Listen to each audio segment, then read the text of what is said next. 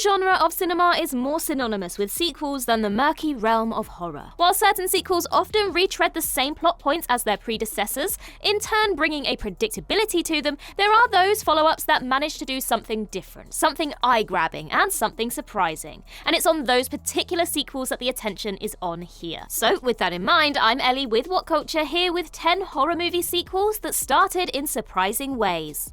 Number 10. Slumber Party Massacre 2. Slumber Party Massacre is everything you'd expect from a slasher film released in 1982. Overflowing with the cliches of the subgenre, this Amy Holden Jones-helmed offering presents a group of disposable teens, a drill-wielding killer, and the sort of chaos and carnage one automatically associates with the slashers of that time. While Russ Thorne, the villain of Slumber Party Massacre, is offed at the end of the movie, that didn't stop him from technically returning for the 1987 follow-up picture. Rather than the middle-aged mass murderer seen in the first film, the big surprise of Slumber Party Massacre 2 is how Russ is presented upon being resurrected for another dose of bloodshed. As shown in the opening moments of the sequel, this rogue is now a hip and cool 1950s greaser, decked out in leather and sporting a guitar that's fitted with a drill bit. Oh, and he also sings, like, a lot. So much so, Slumber Party Massacre 2 borders on being an all-out musical at times. For better or worse, Slumber Party Massacre 2's first 15 minutes sets out to make you fully aware that this is very much a different film to its predecessor. Number 9. Lost Boys: The Thirst.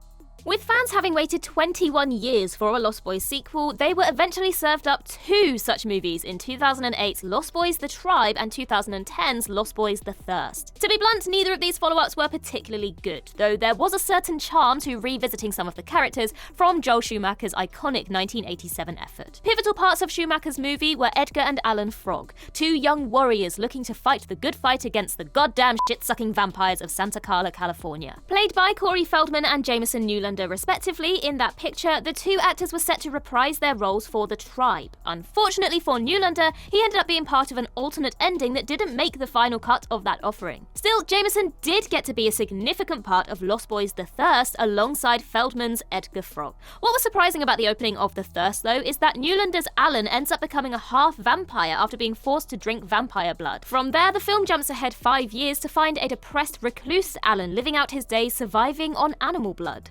Number 8. House 4: The Repossession. Steve Miner's House is a relatively family-friendly horror with just the right amount of humour to go along with its terror and tension. Unfortunately, the two subsequent follow-ups to Miner's 1982 effort veered in vastly different directions to that first House, with House 2, the second story, leaning way too much into slapstick comedy, and House 3, the horror show, veering too much towards excessive gore and violence for the sake of excessive gore and violence. Still, 1992's House 4: The Repossession ended up being a fitting end for the franchise, managing to recapture the same balance of horror and humour as the original movie. The Repossession also brought back the first film's lead character, William Katt's Roger. In House, Roger is spooked by plentiful bumps in the night at his deceased aunt's old house. That picture also sees him separated from his wife and puts Katt's character on the hunt for his missing young son, Jimmy. For the audience, House 4: The Repossession has quite the surprise where Roger is concerned. When we pick things up with Roger, his prior wife and son are completely ignored by the film. Instead, he's now married to someone else, Kelly, with whom he has a daughter, Laurel. Also, while the events of House 4 are meant to take place in the same house as, well, house, it's clearly a totally different building. If all of that wasn't surprising enough, the biggest shocker of the Repossession's opening is how it opts to kill off Roger in an explosive car crash. Number 7. The Devil's Rejects. What was surprising about the start of Rob Zombie's The Devil's Rejects is how it immediately put the Firefly clan on the back foot. In 2003's House of a Thousand Corpses, the Fireflies were introduced as a family who operated under their own grisly, grimy rules of murder and mayhem, and who were always one step ahead of the law. That MO was perfectly showcased in how Mother Firefly, Otis, Baby, Captain Spaulding, and co. duped and brutally slaughtered a group of police officers who visited their abode as part of a missing persons hunt. Surprisingly, the opening sequence of The Devil's Rejects turns the tables on the Fireflies. For this 2005 sequel, it opens with a hefty armed bunch of state troopers ambushing the Firefly household while the family sleeps. Said ambush results in the death of Rufus Firefly, the incarceration of Mother Firefly, and puts Otis, Baby, and Spaulding on the run as they look to evade the law and plot the rescue of Leslie Easterbrook's mother. A rescue that doesn't happen, with Easterbrook's character murdered by the vengeance-seeking Sheriff Wydell. Of course, 3 from Hell, the third entry in this series, likewise opened in surprising fashion, killing off Sid Haig's Spaulding. Unfortunately, that was a decision made by Zombie after it became apparent that Haig's poor health would restrict his involvement, with the actor sadly passing away in September 2019, just days after 3 from Hell premiered. Number 6. A Nightmare on Elm Street 4: The Dream Master. With A Nightmare on Elm Street 3: Dream Warriors seeing franchise fave Nancy use her last breaths to help kill off Freddy Krueger, many pondered just how Krueger would resurface once it was announced that Rennie Harlan would be bringing a 4th Elm Street picture to the silver screen in 1988. After all, you couldn't do an Elm Street offering and not feature Robert Englund's fedora-adorned child killer, right? Freddy would indeed, obviously, return for A Nightmare on Elm Street 4: The Dream Master, and Elm Street 5: The Dream Child, and Freddy's Dead: The Final Nightmare, and kind of for Wes Craven's New Nightmare. Plus Freddy vs. Jason, and even the awful 2010 remake. But the more shocking matter was how Englund's character was reintroduced in The Dream Master. When Elm Street 3 survivor Kincaid finds himself joined by his dog Jason in a dream, it soon becomes apparent that the duo are near the remains of Freddy Krueger. In one of the most baffling, bizarre moments in mainstream horror history, the pooch takes a literal flaming piss on Krueger's bones, which somehow resurrects the villain and allows him to carry on with his vendetta against the children of Springwood. Number 5. Hellbound: Hellraiser 2.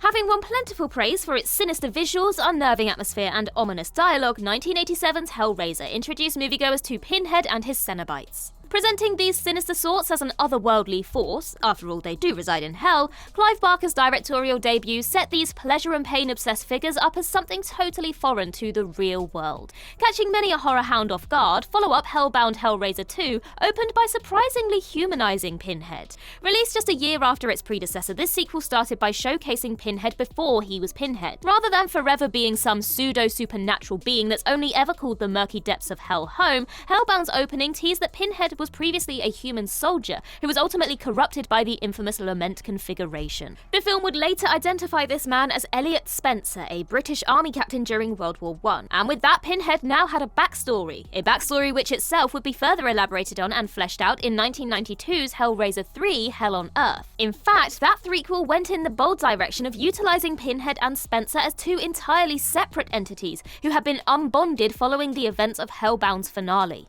Number 4. Hostel Part Two.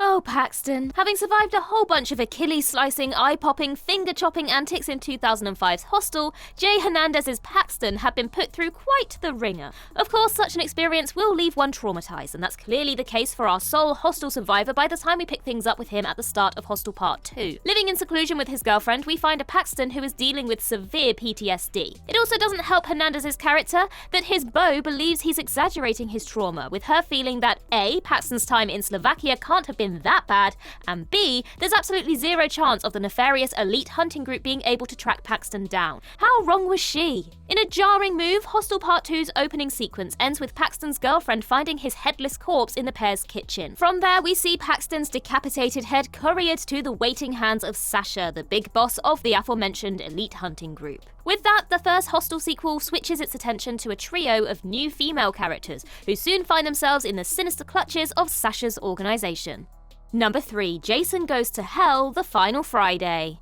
With any long-standing horror franchise that has a particular villain constantly at its core, the big question of any sequel tends to revolve around how exactly this bad guy or gal will be brought back after having been stopped at the end of the previous picture. In the case of Jason Goes to Hell: The Final Friday, the big opening moment surprise wasn't how Jason Voorhees was resurrected, but more how he was shockingly killed off. Well, sort of. Having ended Friday the 13th Part 8, Jason Takes Manhattan, in the form of a young boy following a run-in with some New York toxic waste. Yep, it makes zero sense, just go with it.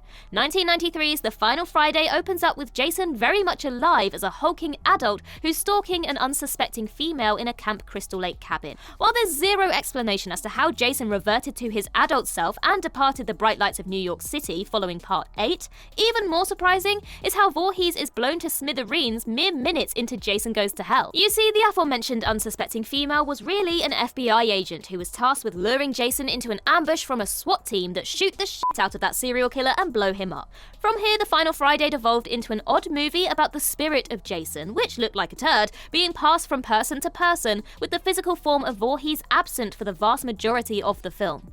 Number 2. The Grudge 2.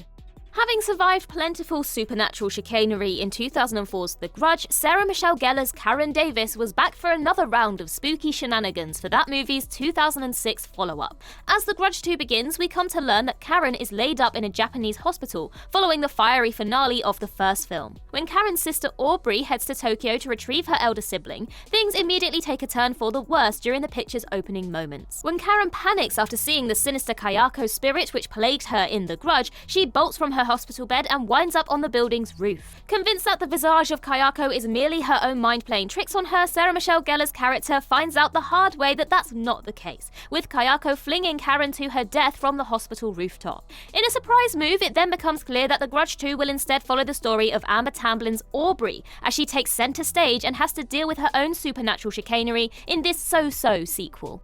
Number 1. Halloween Resurrection. In terms of shocking horror sequel opening, it doesn't get more jarring than seeing the greatest franchise protagonist in horror history being brutally killed off in the first few minutes. For the off-lambasted Halloween Resurrection, that's exactly what it ended up doing. Picking things up after Laurie Strode had beheaded Michael Myers after the conclusion of Halloween H2O, Resurrection finds Jamie Lee Curtis's Laurie locked up in a mental institution. There, it's detailed how Michael had pulled a switcheroo in H2O, putting his famed mask on a poor paramedic, who Strode then decapitated. Thus, Laurie was traumatized and left as an institutionalized mute. Of course, Curtis's character was really playing possum here, for yes, while she was locked up, she was merely biding her time for Michael to come and find her. In typical Myers fashion, the Shape does indeed turn up at the facility housing Laurie, with a rooftop battle between the two actually seeing Strode get the better of her longtime rival. When Laurie hesitates in killing her then canon brother, for fear of it being another innocent under the mask, Michael seizes the moment to stab his sibling and throw her body to its death. And with that, Halloween Resurrection peaked, as the film then descends into a farce that culminates with Busta Rhymes busting out some kung fu moves on Michael Myers.